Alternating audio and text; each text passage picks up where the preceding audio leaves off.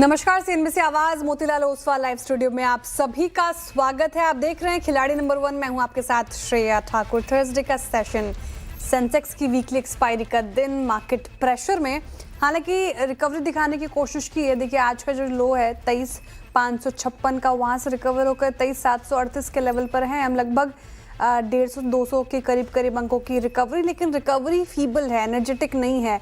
देखिए बैंक भी डे लो से थोड़ा रिकवर तो हुआ है, लेकिन प्रेशर में अभी भी 55,295 के लेवल पर। मिड कैप स्मॉल कैप कल थोड़ा बहुत संभालने की कोशिश कर रहे थे, लेकिन आज यहाँ पर भी स्ट्रेंथ नहीं है। लगभग 1% मिड कैप गिर कर रहा है कारोबार। स्मॉल कैप की भी स्थिति दिखाई है तस्वीर, 16,240 पर है स्मॉल कैप, 1% से ज्यादा की गिरावट। तो जाहिर तौर पर ब्रेथ आपको खराब नजर आएगी। ब्रेथ की तस्वीर अगर आप देखें तो 2,155 ऐसे स्टॉक्स जहां पर बिकवाली हावी होती हुई नजर आ रही है, मात्र 699 ऐसे स्टॉक्स जहां पर थोड़ी बहुत खरीदारी। एक बार कंट्रीब्यूशन प्लेट रखिए स्क्रीन पर, मार्केट की इस गिरावट में साथ कौन दे रहा है। अगेन बैंक्स दिखेंगे आपको। आईसीआईसीआई बैंक फिर से आज प्रेशर बनाता हुआ। ऑटो स्पेस में कल 3% की गिरावट थी, आज भी कमजोर है। महिंद्रा एंड महिंद्रा कंट्रीब्यूट करता हुआ, एलएनटी और पीएसयू बैंकिंग स्पेस से एसबीआई भी कंट्रीब्यूट कर रहा है। थोड़ी बहुत रिलायंस संभालने की कोशिश में, और पावर स्टॉक्स अगर आप देखें जैसे कि एनटीपीसी, कोल इंडिया, पावर ग्रिड थोड़ा संभालने की कोशिश कर रहे हैं। बैंक निफ्टी के भी कंट्रीब्यूशन प्लेट अगर आप देखें तो वही सारे स्टॉक्स नजर आएंगे आपको। आईसीआईसीआई बैंक, इंडसइंड, एसबीआई जैसा दिग्गज स्टॉक, एक्सिस बैंक भी बैकफुट पर है, और वहीं एचडीएफसी, पीएनबी, फेडरल और कैनरा बैंक थोड़ी बहुत संभालने की कोशिश में लगा। एक बार ब्रेंट की तस्वीर देख लेते हैं। जिस तरीके से क्रूड आर फिर से उछला, $100 के करीब 8% से ज्यादा की तेजी फिलहाल यहाँ पे भी देखने को मिल रही है। तो स्थिति आज भी गंभीर है। कल की भारी बिकवाली के बाद भी आज फिर से मार्केट कमजोर, और जो रिकवरी है यहाँ से और कितनी टिकाऊ होगी ये एक बड़ा सवाल है। चलिए लेकिन आगे बढ़ते हैं। हमारे खिलाड़ी हमारे साथ जुड़े हुए हैं। मेरे एसेट शेयर खान के मुथ्थू सेल्वराज जी, एलकेपी सिक्योरिटीज के रूपक डे जी, आईडीबीआई कैपिटल के देवन मेहता जी, बहुत स्वागत है आप तीनों का ही। Very good morning gentleman. शुरुआत आपके रिटर्न कार्ड से करते हैं।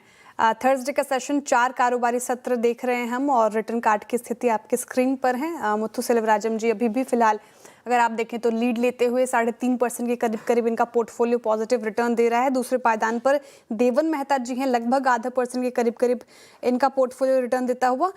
वहीं रूपक दे जी का पोर्टफोलियो थोड़ा नेगेटिव साइड पर, 3.5 से लेकर 0.4% का नेगेटिव रिटर्न इनके पोर्टफोलियो से मिलता हुआ नजर आ रहा है। एक बार फटाफट से पोर्टफोलियो स्कैन कर लेते हैं मुथ्थू सेल्वराज जी का, और इन्होंने क्या एक्शन लिया अपने पोर्टफोलियो में वो समझना जानना जरूरी है आपके लिए। ब्लू स्टार से एग्जिट कर लिया इन्होंने, बजाज ऑटो यहाँ पे प्रॉफिट बुकिंग की है, यहाँ पर सेल साइड की इनकी कॉल थी। बताइए सर, गुड मॉर्निंग आपको, और आज के लिए सबसे पहला स्टॉक क्या होगा Muthu ji? Good morning Shreya ma'am. आज के लिए मेरा स्टॉक रहेगा Tata power. Tata power bullish pattern formation में जा रहा है। मेरा अपसाइड का टारगेट रहेगा 425, स्टॉप लॉस रहेगा 390 की। ऐसा भी टाटा पावर सेक्टर आज मार्केट में पार्टिसिपेट कर रहा है, सपोर्ट भी दे रहा है लोअर लेवल से। सो पावर सेक्टर में सारे स्टॉक्स अच्छा लग रहा है। मेरा पिक है टाटा पावर का है। टाटा पावर का पूरा पावर पैक अगर आप देखें तो स्ट्रेंथ दिखाता हुआ, अगर यूं कहे कि पावर में पावर है तो अतिशयोक्ति नहीं होगी। वहीं पे पावर फिलहाल देखने को मिल रही है। 425 की टारगेट प्राइस है, 393 का स्टॉप लॉस लगाना है। टाटा पावर खरीदारी की राय मुथ्थू सेल्वराज जी की तरफ से। अब देवन मेहता जी का पोर्टफोलियो स्कैन कर लेते हैं। इन्होंने क्या एक्शन लिया वो भी आपके सामने रख देते हैं, फिर पिक्स की ओर बढ़ेंगे। और इनकी जो खरीद थी वो थी नैल्को में बाई साइड की, वहां से इन्होंने प्रॉफिट बुकिंग कर लिया। हालांकि नैल्को आज भी अच्छा कर रहा है। श्नाइडर यहाँ पर एग्जिट कर लिया, और वर्धमान टेक्सटाइल इसको अभी भी होल्ड करके चल रहे हैं। देवन जी बताइए आज कौन सा स्टॉक रडार पर आया है? बिल्कुल स्टॉक स्पेसिफिक एक्शन देखने मिल रहा है। पावर स्टॉक अच्छा कर रहे हैं। सीएससी मेरे रडार पे, सीएससी को हम लोग यहाँ पे बाय करेंगे। 162 का रेट अभी यहाँ पे चल रहा है, तो ये लेवल पे हम लोग बाय करेंगे सीएससी। नीचे में स्टॉप लॉस जो है वो 156 का लगाना है। 156 के स्टॉप लॉस से यहाँ पे बाय करेंगे। ऊपर में 185 का टारगेट हमें सीएससी में देखने मिल सकता है। तो जो हिसाब से वॉल्यूम बढ़कर आया है, मेरे हिसाब से ये स्टॉक ऊपर में 180 185 के लेवल्स दिखा सकता है। तो 185 के टारगेट के लिए सीएससी को बाय करना है। सीएससी आज 5% अप है। ये पर्टिकुलर काउंटर डेज हाई पर कर रहा है कारोबार। 185 तक की टारगेट एक्सपेक्टेड है देवन जी की तरफ से। 156 का आपको स्टॉप लॉस लगाना है, और खरीदारी की राय जाहिर तौर पर। रूपक दे जी का पोर्टफोलियो देख लेते हैं, उन्होंने क्या एक्शन लिया है, कौन सी स्टॉक से की है प्रॉफिट बुकिंग, कहाँ से लिया है exit, stop loss hit in fact हो गया है लॉरस लैब्स और जीई शिपिंग पर। रूपक दे जी, काफ़ी वॉलेटाइल हो रहा है मार्केट, स्टॉप लॉस हिट होना यहाँ पर आम बात हो गई है, जिस तरीके से कोई भी लेवल्स को रिस्पेक्ट नहीं कर रहा है। हालांकि कुछ और स्टॉक स्पेसिफिक एक्शन भी है मार्केट में, बताइए सर कौन सा स्टॉक आज सुझाएंगे? जी, मेरा शायद जी शिपिंग ओपन है अभी भी। और दूसरा स्टॉक मैं ऐड करना चाहूँगा पावर ग्रिड। आपने सही फरमाया कि पावर स्टॉक्स में पावर है, तो पावर ग्रिड के साथ जाना चाहूँगा। स्टॉक ने एक कंसोलिडेशन ब्रेकआउट दिया, ऑलरेडी स्ट्रेंथ में था, क्योंकि जितना भी मार्केट वॉलेटिलिटी था उसके कोई असर पावर ग्रिड के ऊपर नहीं आया। तो स्टॉक सिग्निफिकेंटली अप मूव के लिए रेडी लग रहा है। मुझे 330 तक जा सकता है अपसाइड में। बाई की सलाह रहेगी अराउंड करंट मार्केट प्राइस, और स्टॉप लॉस डालना होगा 293 पे। पावर ग्रिड 293 का स्टॉप लॉस लगाकर आप खरीदारी कर सकते हैं, 330 तक के टारगेट एक्सपेक्टेड है, अच्छा कर रहा है ये पूरा पैक ही। अच्छा ठीक है रूपक दीजिए, एक और स्कोप आपके पोर्टफोलियो में बताइए, दूसरा स्टॉक ढूंढा है या फिर करेंगे इंतजार? नहीं, दूसरा स्टॉक भी है, उसमें ये भी शिपिंग कंपनी से है, SCI। स्टॉक ने एक अच्छी खासी मोमेंटम दिखा रहे हैं आज के सेशन में, तो मेरे ख्याल से स्टॉक में लॉन्ग कॉल की सलाह रहेगी around 247 for a target of 270, और नीचे स्टॉप लॉस डालना होगा 237 पे। 270 के target shipping corporation of India और 230 का स्टॉप लॉस, 237 का स्टॉप लॉस लगाएं और खरीदारी कीजिए। देवन मेहता जी, आपके भी पोर्टफोलियो में एक स्कोप है, स्टॉक ढूंढा है आपने? जी बिल्कुल, स्टॉक्स रडार पे जरूर है, लेकिन मैं फिलहाल वेट करना चाहूंगा। जो हिसाब से नीचे से स्टॉक्स में बाइंग दिख रहा है, थोड़ा सा रिटेस्ट करे स्टॉक, थोड़ा नीचे मिले तो वहां पे हम लोग एंटर करेंगे जहां रिस्क रिवॉर्ड फेवरेबल हो। अभी के लिए थोड़ा वेट करेंगे स्टॉक्स में, थोड़ा सा इंतजार करने की फिलहाल यहाँ पर बात कही गई है देवन जी की तरफ से। मुथ्थू सेल्वराज जी, आपने ढूंढा स्टॉक या फिर कर रहे हैं आप भी इंतजार? फिलहाल तो मैं वेट कर रहा हूँ, ऐसा भी बहुत स्टॉक्स है अभी, लेकिन थोड़ा वेट कर रहा हूँ। मार्केट अभी ऑलमोस्ट पुल बैक का रैली की रेसिस्टेंस के हिसाब से आ रहा है, तो थोड़ा वेट करो, वापस नीचे लेवल पे आएगा तो मैं बाइंग में जाऊंगा। थोड़ा वेट करना चाहेंगे और मार्केट में निचले स्तर से रिकवरी फिलहाल देखने को मिल रही है। चलिए इसी के साथ रुक रहे छोटे 127 अंक नीचे, बैंक निफ्टी 473 अंक नीचे फिलहाल कामकाज करता हुआ नजर आएगा। लेकिन आगे बढ़ते और आपको बताते हैं कि वेस्ट एशिया वॉर के चलते गैस सप्लाई में कमी से इंडक्शन कुक टॉप के शेयरों में एक्शन काफी बढ़ गया। हम सोमवार से आपको लगातार ये बता रहे हैं और नुपुर से समझ लेते हैं फिर से आज की गैस सप्लाई में कमी का असर किन किन शेयरों पर हो रहा है। नुपुर गुड मॉर्निंग, और लगातार हम ये चर्चा कर रहे हैं, आज फिर से एक्शन में सारे स्टॉक्स।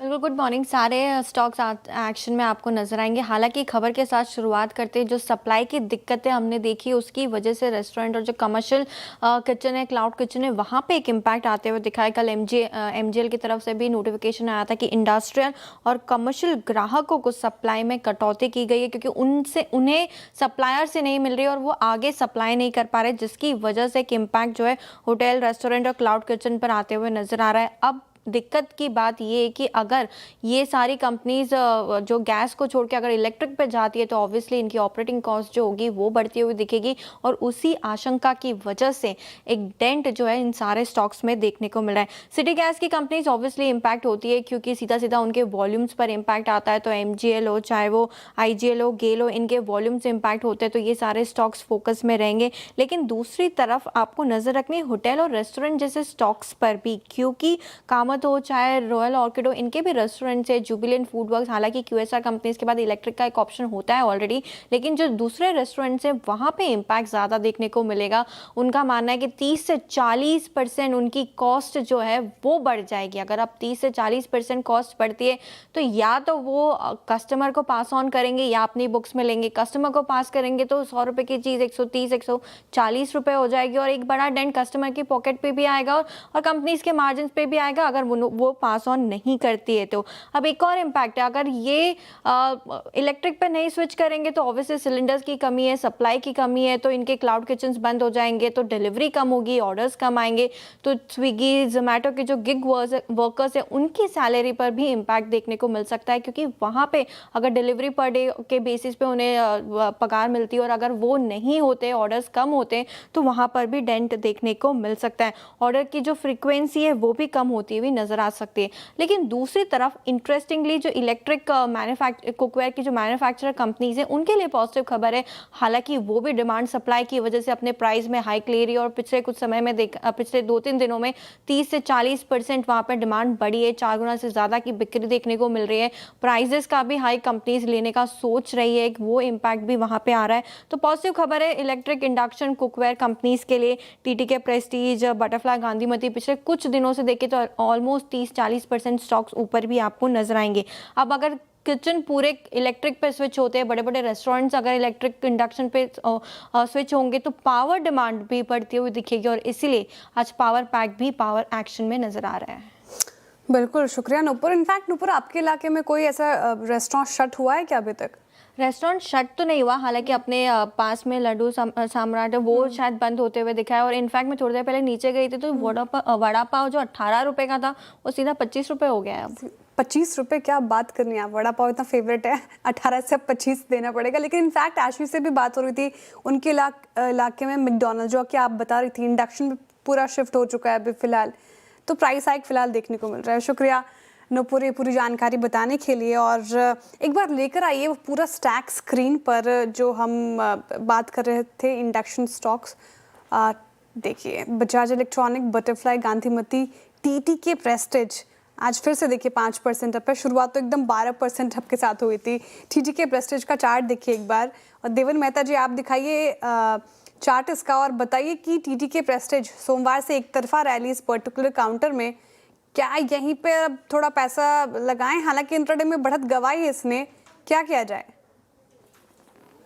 मेरे हिसाब से ये स्टॉक में जो गैप अप और थोड़ा सा बाइंग ओपन में देखने मिला, लेकिन 200 एक्सपोनेंशियल मूविंग एवरेज 622-23 के आसपास हमें दिख रहा है, वो लेवल सरपास नहीं कर पाया स्टॉक, और वहां से हमें प्रॉफिट बुकिंग देखने मिल रही है। मेरे हिसाब से नीचे में अगर हम लोग सपोर्ट की बात करें तो 525 के आसपास एक स्ट्रॉन्ग सपोर्ट है।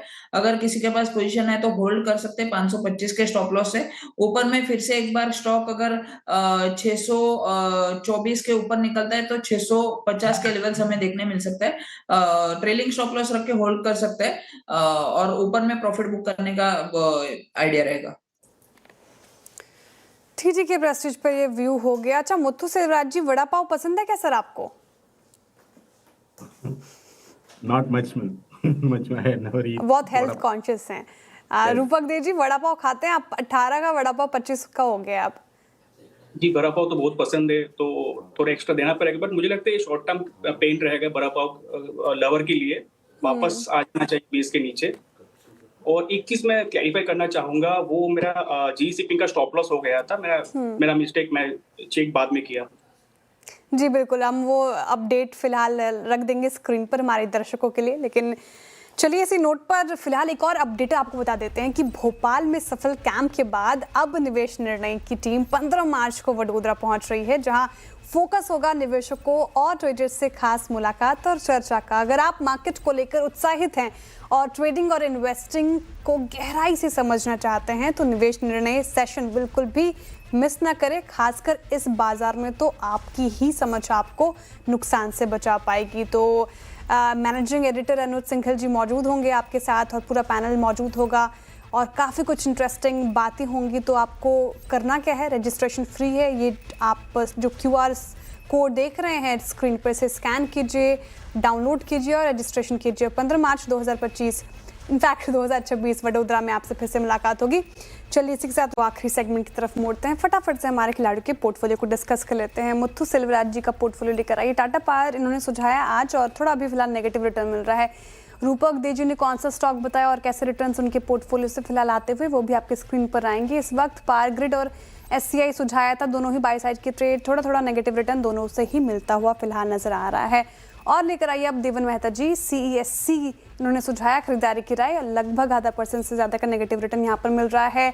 मुनाफा का मीटर क्या कहता है? मुथु सेल्वराज जी पहले पायदान पर बने हुए हैं, लगभग 3.25% से ज़्यादा के पॉजिटिव रिटर्न के साथ। देवन जी का पोर्टफोलियो नेगेटिव टेरिटरी में चला गया, 1% से ज़्यादा का नेगेटिव रिटर्न। और रूपक देव जी का भी पोर्टफोलियो 6.5% का नेगेटिव रिटर्न फिलहाल लैंड करता हुआ नजर आ रहा है। तो ये बात होगी हमारे खिलाड़ियों के पोर्टफोलियो की। कोई भी अपडेट इनकी तरफ से वो हम मिड कैप मंत्रा में लेकर आएंगे आपके लिए। बहुत शुक्रिया आप तीनों का हमारे साथ जुड़ने के लिए। अब बस सीधी मुलाकात होगी मिड कैप मंत्रा और कमाई का अड्डा में। आप बने रही CNBC आवाज़ के साथ।